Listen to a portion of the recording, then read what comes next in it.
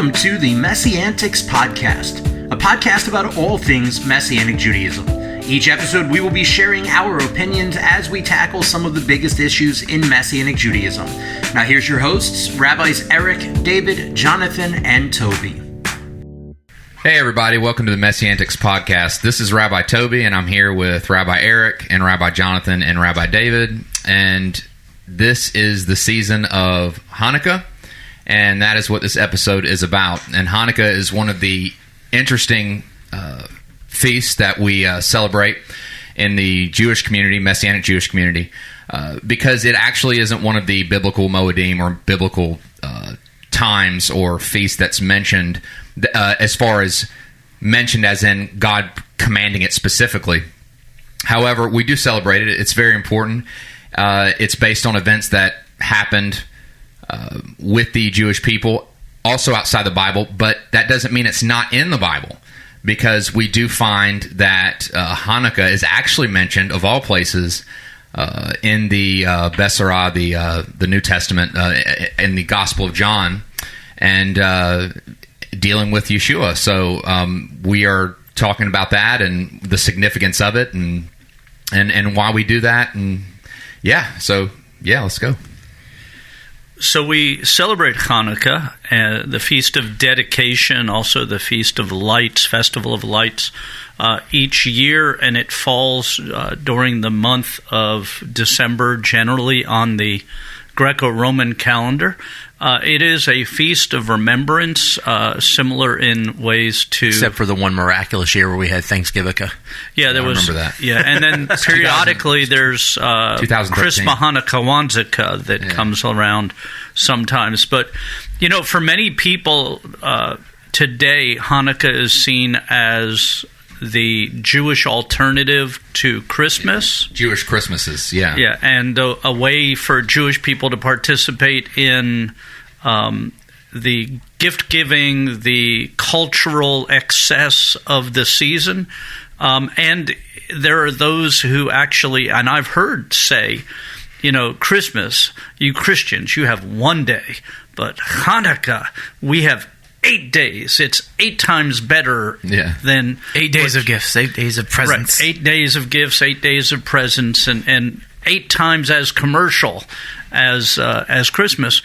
And for many people, their knowledge of Hanukkah, especially for non-Jewish people, comes from things like Adam Sandler's 8 Crazy Nights and different things like that, pop culture stuff, and they leave out, very much like when you speak to somebody about Christmas, and I think we've talked a little about Christmas previously, that people say they celebrate Christmas to commemorate the birth of Yeshua, but then predominantly the aspects of celebrating Christmas have nothing to do with that in the home. They may have some kind of service at their church or whatever, but largely at home, it's become very commercial and very about gifts, and grandma got run over by a reindeer and things like that.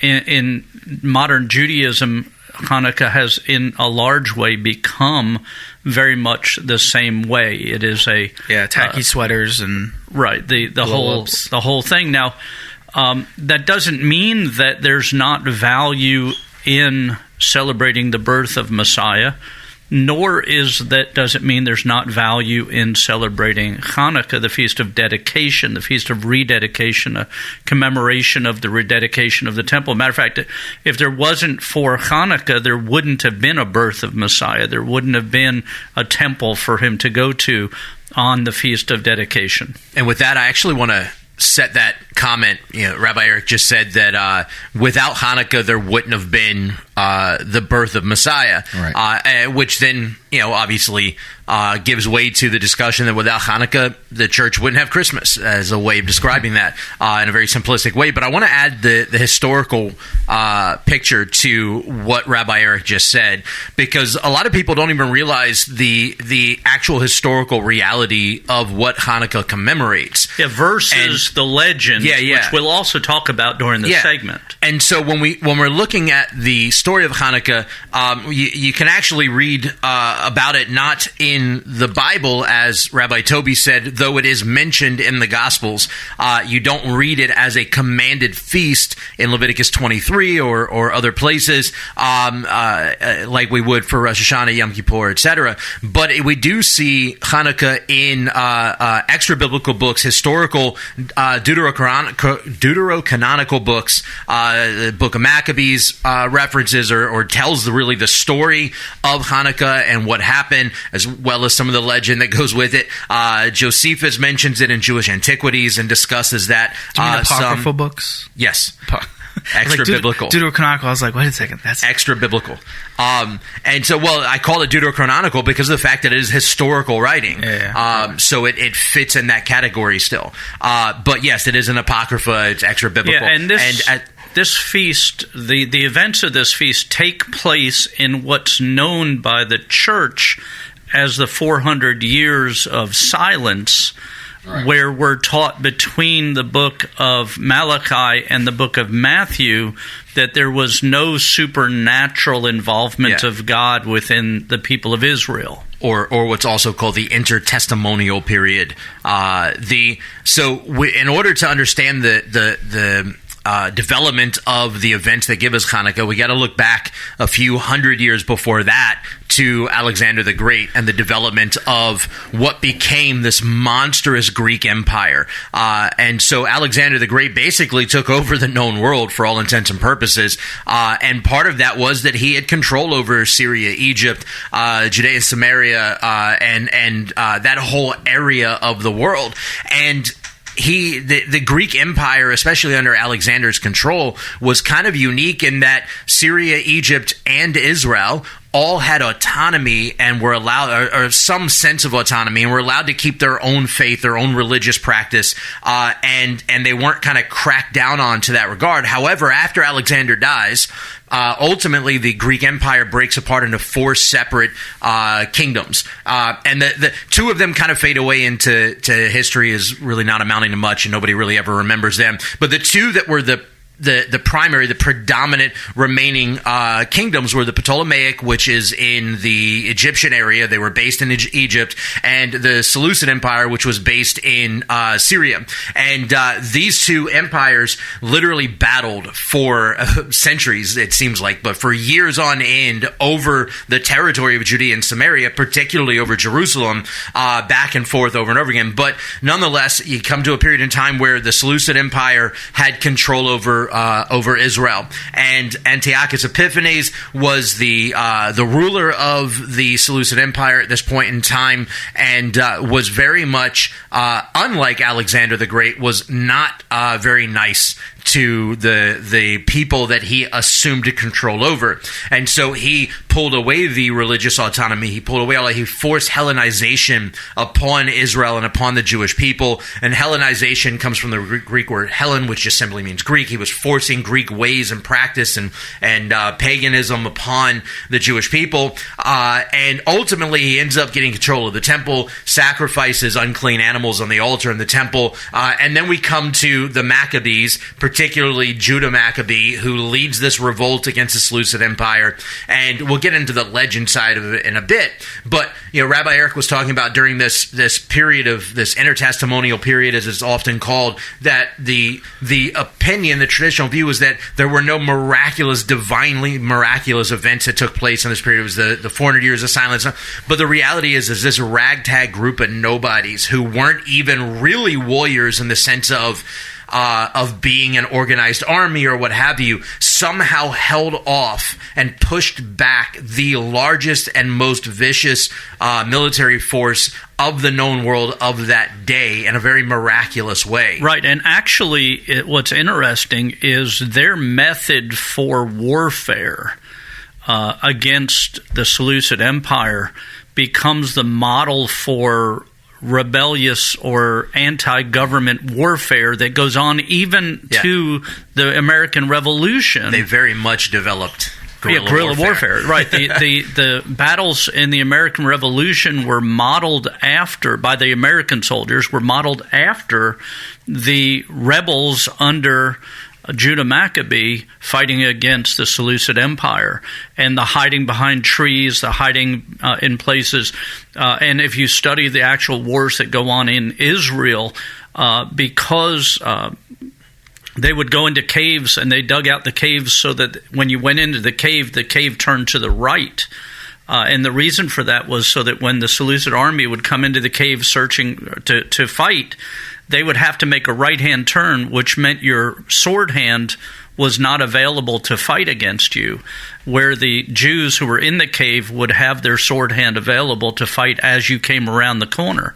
So all of these methods of guerrilla warfare and situational warfare, as opposed to lining up across from the enemy and marching straight ahead into them, were designed and formatted by Judah Maccabee and have been used ever since in warfare against greater armies and greater numbers. And I want to bring up the fact that we always joke that within Judaism, the old joke is 2 rabbis, 3 opinions, that we never really agree on anything. We're always divided. And Judaism has always had its divisions, its denominations. I mean, we discussed some in another episode about the development of the Pharisaic and Sadducean splits and so on. And we can look at modern Judaism, Reform, Conservative, Orthodoxy, etc. And that was very much the case during this period of time as well. And so you had the Hasmoneans, who were this kind of hyper-religious, nationalistic group of Jews, and then you had the Hasidim, not at all related to Hasidic Judaism today. The Hasidim were the predecessors to the Pharisees. They do not have a connection to modern Hasidic Judaism, but they were very devout, very intentional in their faith, and so on. And the Maccabees brought the Hasmoneans and the Hasidim together in unity to fight against the Seleucids when they would have never talked, much less. Right, and it was not only the Hasidim and the Maccabees, the Hasmoneans, but they were fighting against not only the Seleucid, but also the Hellenized Jews of the day that had assimilated into Hellenized culture. So it was not only they were fighting against the outside, but they were also fighting against the inside, very much like we're dealing with in society today and have throughout history, where the body of believers not only has to fight against outside forces, but to a large extent has to deal with the Hellenization or the culturalization and appropriation and adaptation of believers to accepting modern culture and things that are outside the Bible. Yeah, none of that happens quickly. We all, and I love the story of Hanukkah, but oftentimes when it's told in such a way where it's like the Seleucids, it was, this quick, they forced, the Greek culture on everyone, that, the Macedonian Empire had spread under Alexander the Great, and they just put everybody under the thumb. You got to learn Greek, and we're going to force you to get rid of the Torah. Now, they did eventually outlaw the learning of the study of the Torah and many of the Jewish traditions that they were practicing in the land. Which is where we get the tradition of playing dreidel from, which we'll talk about a little later. Yeah, but the thing that was Alexander the Great and many of his advisors had established as they went schools of Greek thought. So it wasn't, it was sort of like, if we were to come through a different part of the United States where there were no Messianics, and we were to establish a Hebrew school for, let's say, even just K through 6, just get kids learning Hebrew, learning a little bit about the Torah and what it means to, walk with God according to how God has, laid it out before Israel at Sinai. And then, so those kids go to school, they spend 8 hours a day in the classroom with a rabbi, learning Hebrew, learning the Torah, learning the traditions for how to keep the Torah, and then they go home.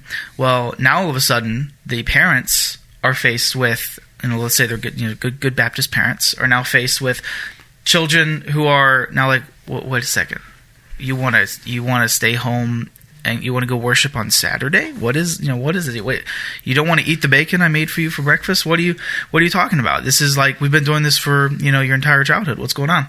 And so the same thing is happening in Judea. You have the Israelites being influenced, particularly the younger generations, by these these Hellenistic schools, learning Greek language, learning Greek culture, spending time in the gymnasium, which is both a place of philosophical learning and a place of physical exercise. So they're learning how to be athletes and getting involved with the different sports and the Olympics.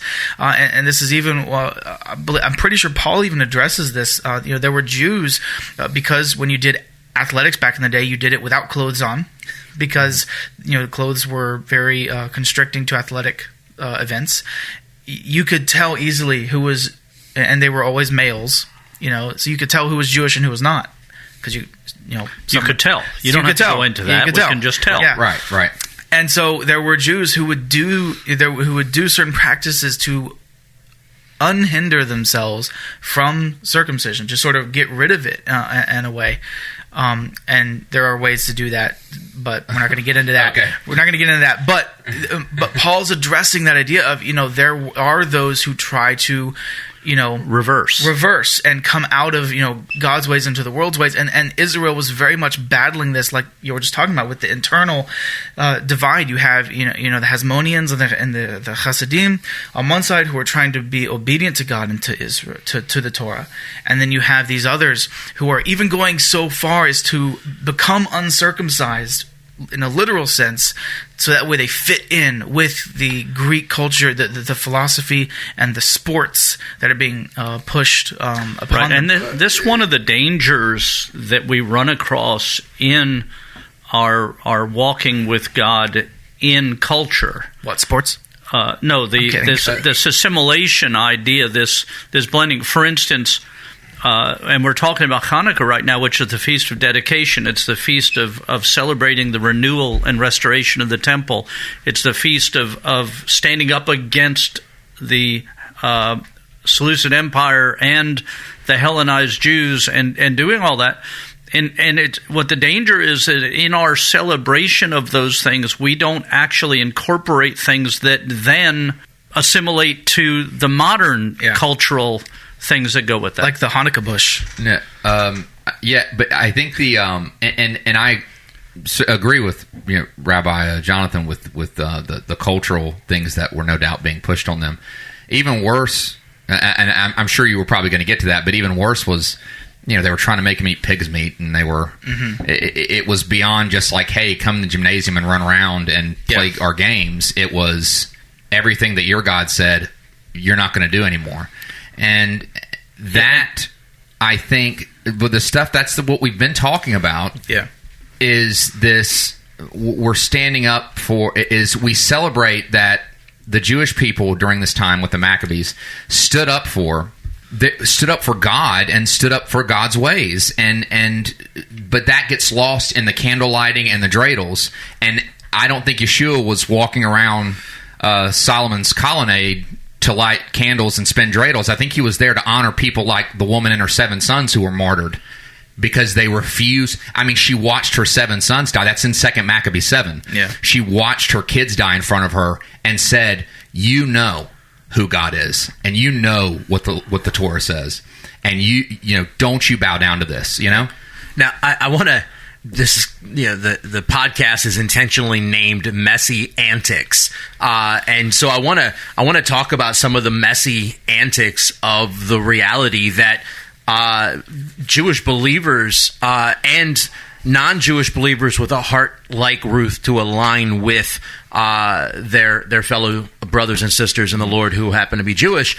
This is something that we've actually still had to deal with for the last 2,000 years, or really 1,700 years of the body of Messiah, because whereas Rabbi Toby was saying it wasn't just that the Seleucid Empire was trying to force Greek culture upon him, it wasn't just that they were trying to do, but they were trying to remove every ounce of what makes Judaism, which is their relationship to the Torah, their relationship to the God of Abraham, Isaac, and Jacob.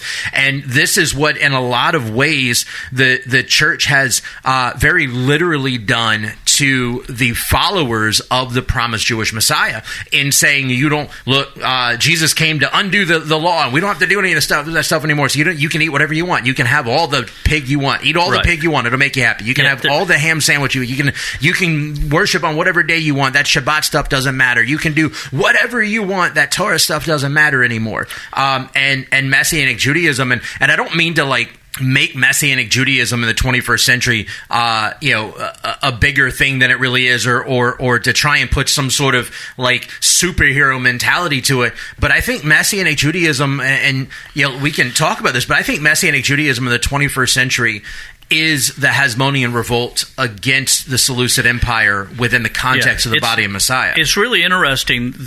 In the time of the Hasmoneans, they were forcing Jews to eat pork to prove that they were faithful servants of the Seleucid Empire, and that they had assimilated into Greek society.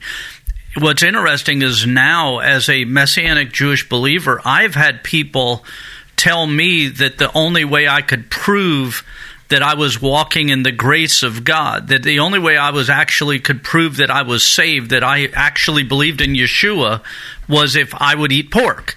That it's what was the way to prove you were not serving God, and you had made a choice to serve the Greek gods and become part of Greek society at the threat of death, has now been switched to be something that is used to prove that you now aligned with the Messiah of Israel and the God of Israel. At least they weren't trying to find out by means of those that Paul's disciples had to check out the bathhouse to check out your liberty, as it says in Galatians. But it is true that there have been people that, I've gone to speak at churches that invited me to speak, and then afterwards they'd have a meal, and the pastor would say, we fixed a wonderful meal for you, and aren't you so glad that we can eat pork and stuff now because we're believers?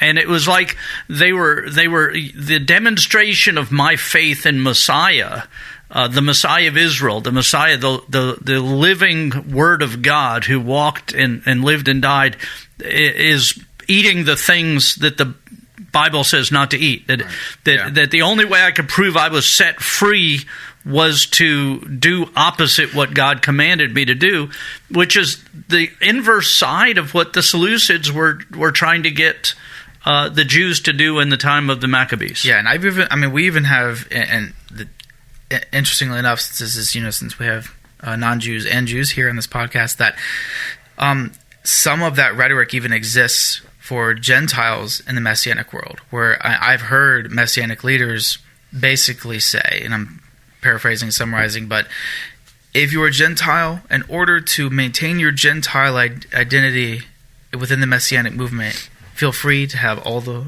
treif that you want, all the unclean foods you want, because you're a Gentile. You don't have to. So for those of us who desire to align ourselves with Israel, to align ourselves with the people of God, following the Messiah of Israel, which includes eating the way God set forth to eat, that's a similar the only way to prove the one new man is the blend of Jew and non-Jew is to establish those roles in such a way. So because you're a Gentile, don't feel like you have to eat that kosher. The Gentiles have to eat unkosher in order to be the yin to the yang of the Jewish people in this amalgamated one new man.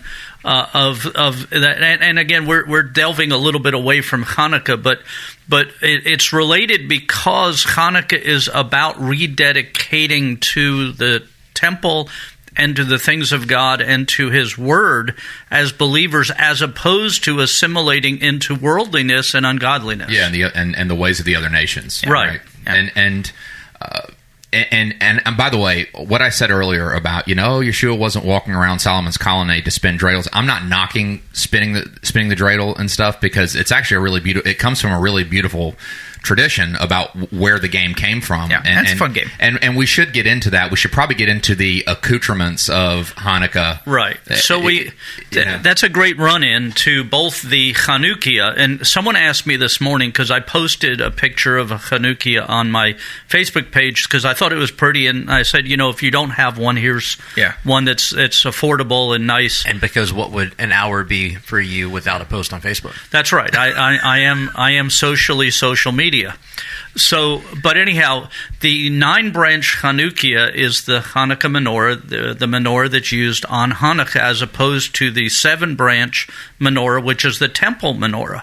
And somebody asked me, I can't find a 7-branch one to use the rest of the year. Well, the truth is, traditionally, we don't light the 7-branch menorah except in some communities on Yom Kippur, because the 7-branch menorah is the temple menorah, the tabernacle menorah, and because there's no temple and there's no tabernacle, it's a reminder that someday there'll be a restored temple and we will light that menorah again. Yeah. So, but on Hanukkah, because of the legend of the 8 days, where when they came back to the temple, they cleaned it out. They found, according to the legend, 1 cruse of oil. That 1 cruse of oil was only supposed to last for 1 day, but it miraculously lasted for 8 days. So we light the 8-day Hanukkah menorah. And the 8 days allowed them to make more oil. Right, gave them enough time to produce more pure oil to use in the menorah. And so we look at that, we say, is it a legend? Yes, it's a legend. Could it have happened? Yes, it could have happened. Is it consistent with what God has done in the past?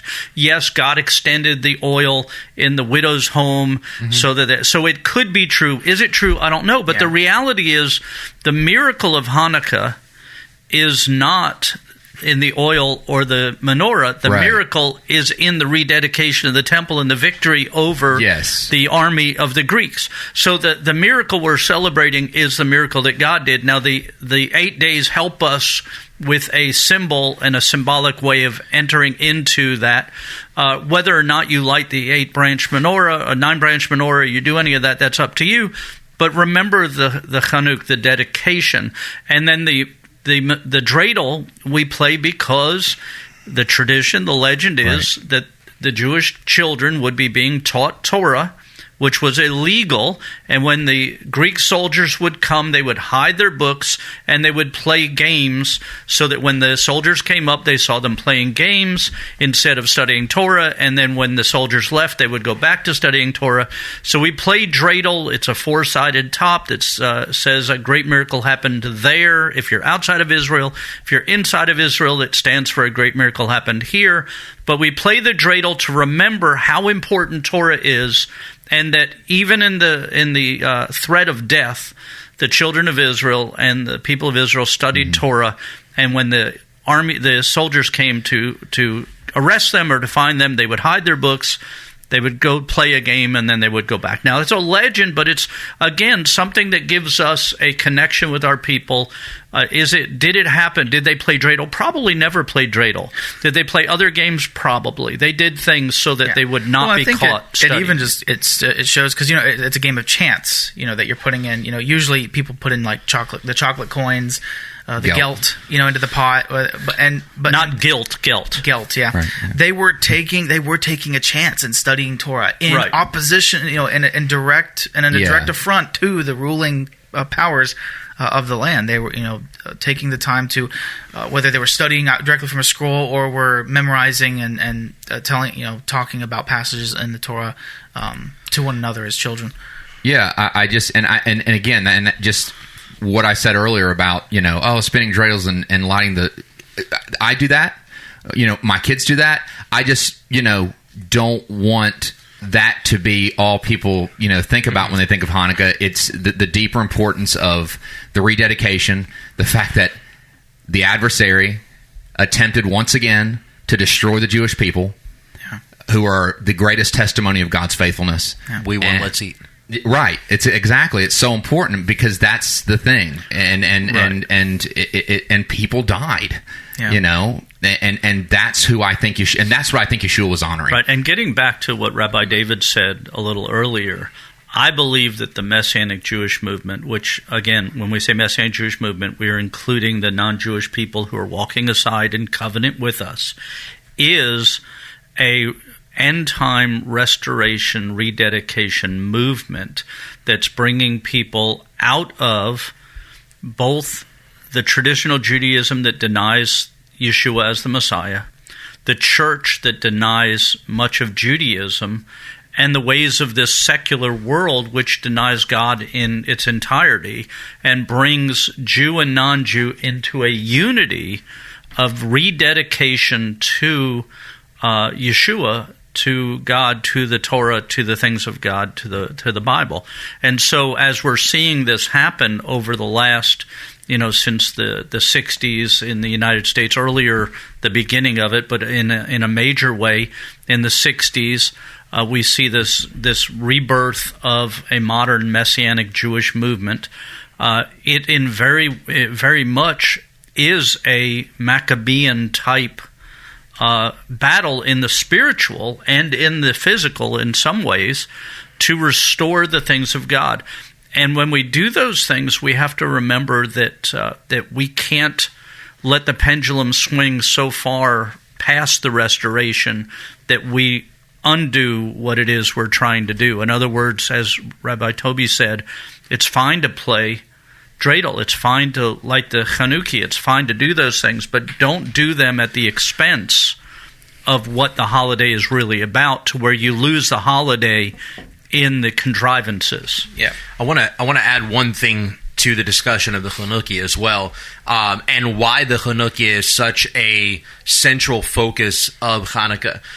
For instance, you would see T-shirts, or you would see memes, or you would see whatever about Hanukkah, and it's always got a Hanukkah menorah on it, right?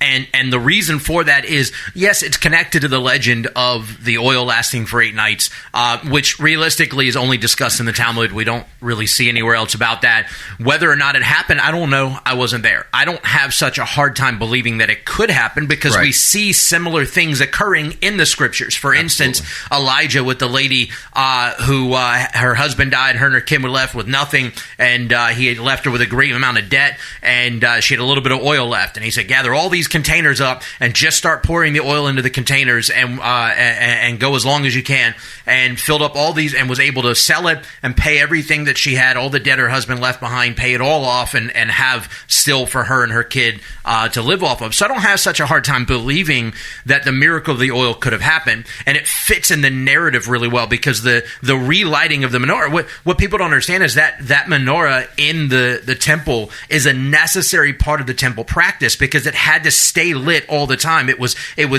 fresh oil was added to it every day. The wicks were changed out every day. The light it had to be continually burning, and the reason for it was because it was in the inner courts. It lit the way to the Holy of Holies. It showed us the path to the presence of God.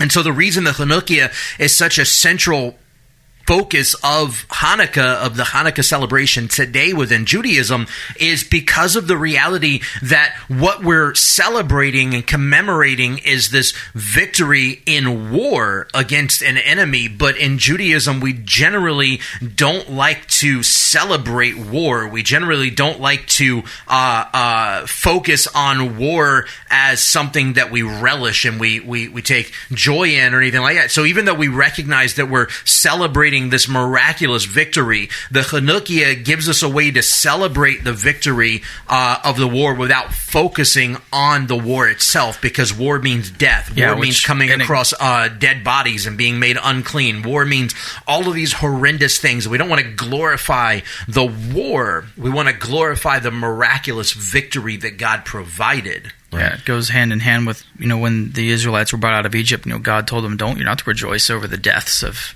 these people that were killed in the and it's important to remember that the Hanukkah, the menorah rather, the temple menorah, was in the holy place, which was a closed room. Yeah. And the only way there was light in that room was if the menorah was lit. And so when we think about, my people are in darkness and there was a great light, when we think Yeshua said, I am the light of the world, when we see these things that connect us with let there be light, and the fact that at the very end of the book of Revelation it says we in heaven, in the world to come, we won't need light because Yeshua is the light.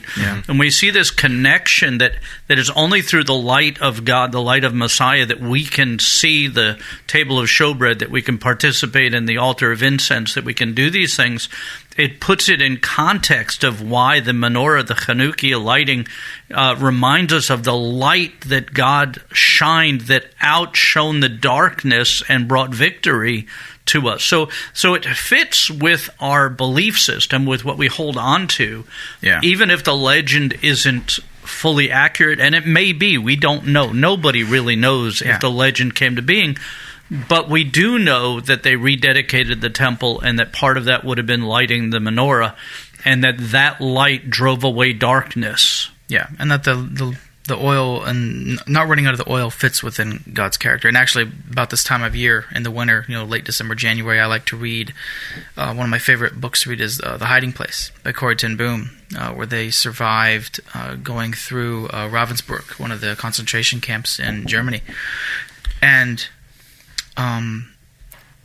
they came across a little bottle of vitamins, her and her sister, and like a droplet of vitamins, liquid vitamins, and it was, they were praying that it wouldn't run out because her sister Betsy was, incredibly sick, and many of the ladies in their dorms in this concentration camp were also sick, and so they were giving them. She continued to dole out these vitamins and just prayed, Lord, don't let this run out.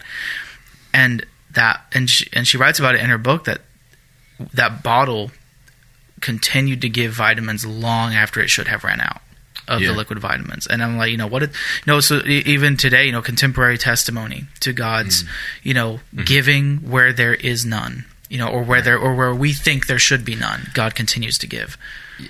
I want to ask a question, particularly to Rabbi Eric and Rabbi David, because Rabbi Jonathan and I are the newer rabbis. I'm just curious because I want to ask about John chapter 10. This is where Hanukkah is mentioned in the New Testament, and it doesn't say much about what Yeshua is doing in relation to Hanukkah. It just says that he's walking around Solomon's colonnade. Now, have either of you ever taught on that and the significance and why, obviously everything in the Bible is mentioned on purpose. It made a point to mention, and the reason why most Christians miss it is because it says dedications. And most Christians don't know that, I would say, I don't want to say most, that's painting with a wide brush, but I think a lot of Christians miss that it's Hanukkah because it says dedications in most Bibles.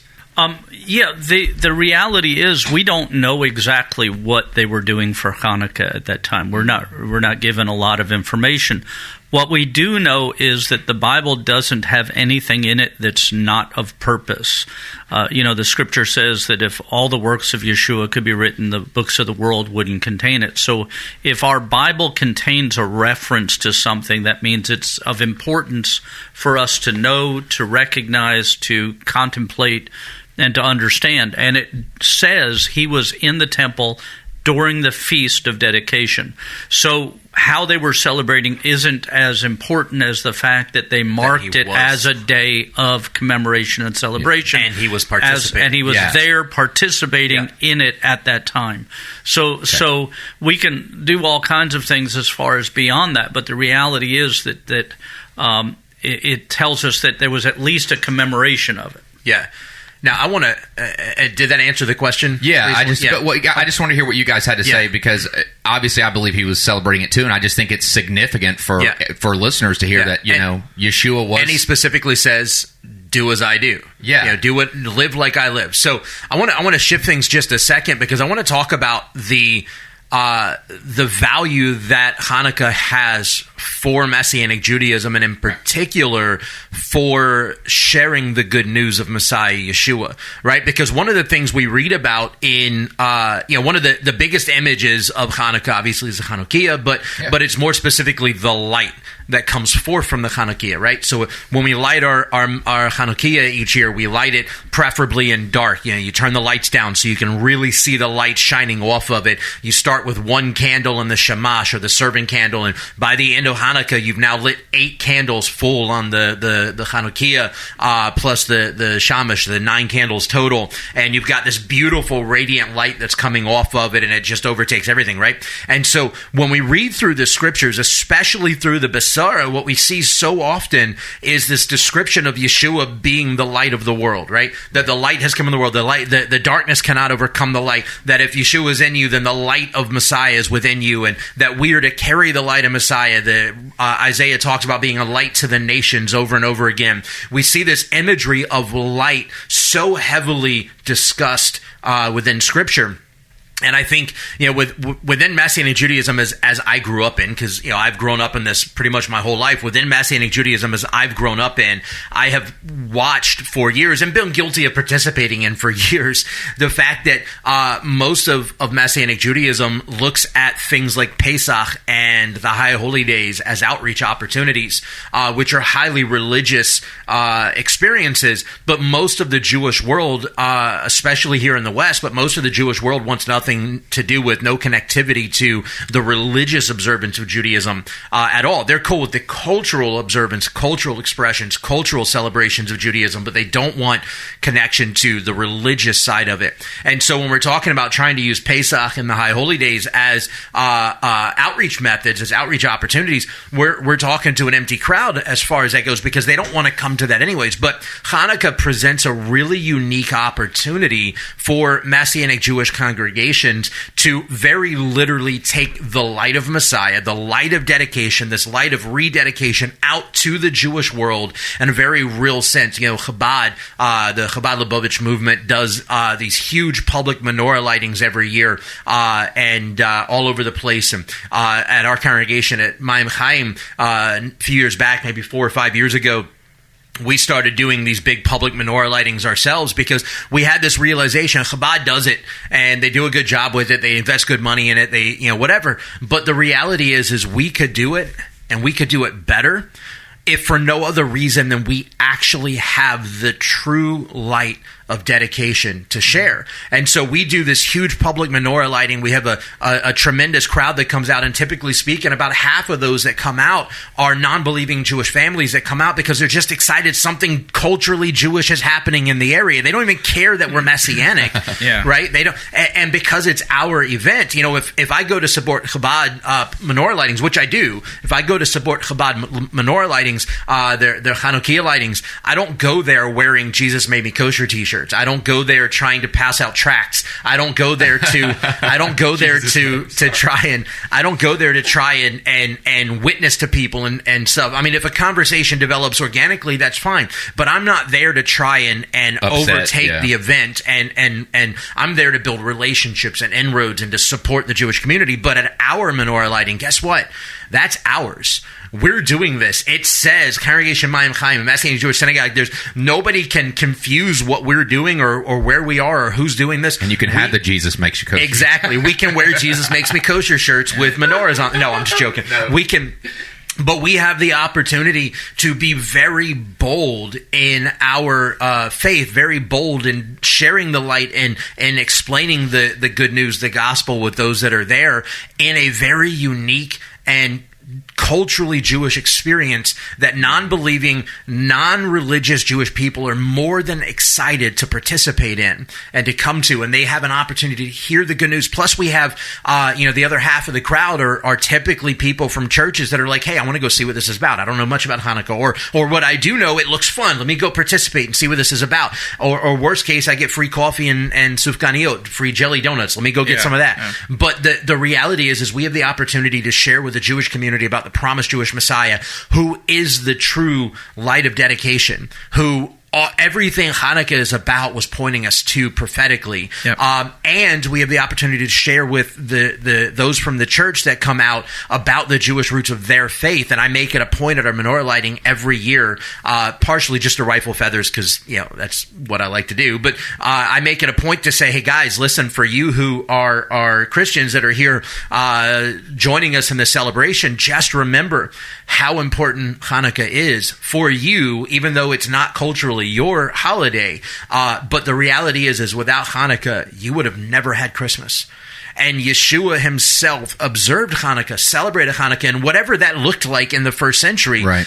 We read it in the good news. It's not there as wasted space. It's there for a purpose. Yeah. And so as followers of Yeshua, as Messianic Jewish believers, both Jew and Gentile alike, not only is there great value in participating in the celebration, observance of Hanukkah, and remembering the miraculous provision of victory that God provided, and even in participating in the legends, the lighting of the Hanukkah and the tradition of the oil and the dreidels and all this all point us to something greater that have messianic implications.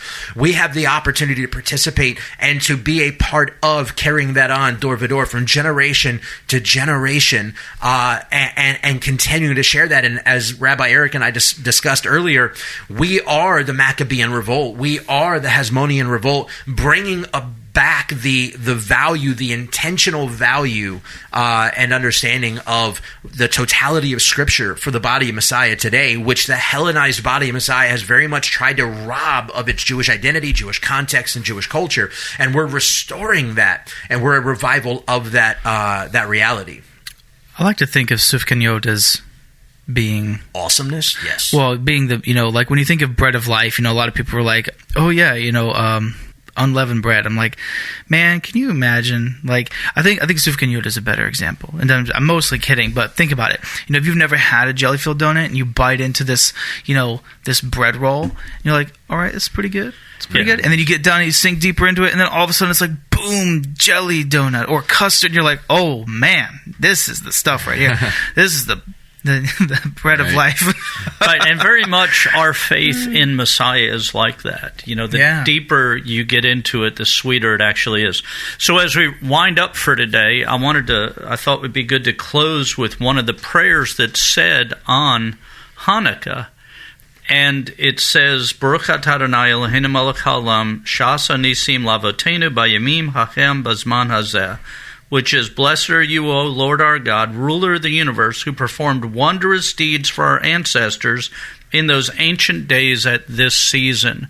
And so, however you celebrate Hanukkah, however you celebrate the rededication that took place in the time of the Maccabees, don't let it end with the rededication of the time of the Maccabees, but let it be a rededication of your life, of your heart.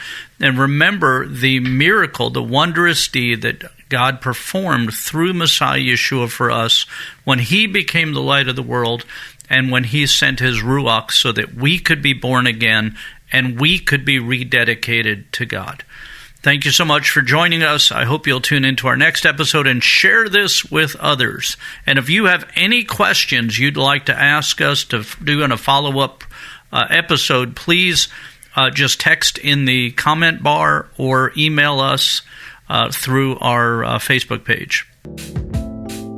Thank you for listening to the Messianics podcast. Make sure to subscribe so you can be notified every time we drop a new episode. And be sure to follow and interact with us on social media at Messianics Podcast.